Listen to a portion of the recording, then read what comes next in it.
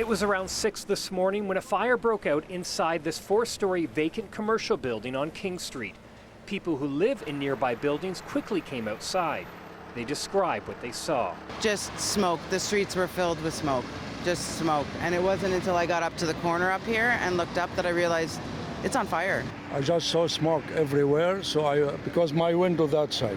So I went to the balcony, I look at here, so I saw the fire and the smoke everywhere. It was so thick.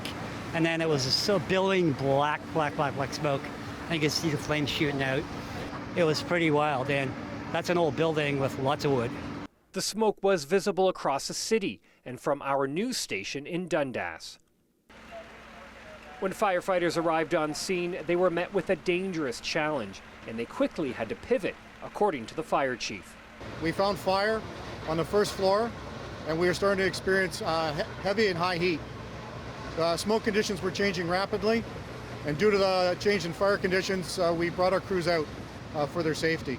While firefighters were battling the blaze with 3 aerial ladders, part of the building came down. As we were fighting the fire from outside, we had structural collapse. We've had walls on all 4 sides of the building come down. On the east side, it came down on the neighboring building. No one was injured with those collapses.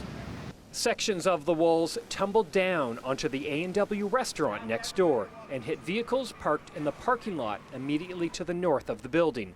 The blaze also damaging street lighting, traffic lights, and a bus shelter.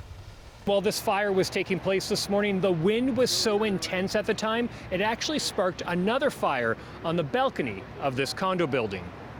We were fighting this fire. We had a fire directly to the south at 20 George Street on one of the balconies.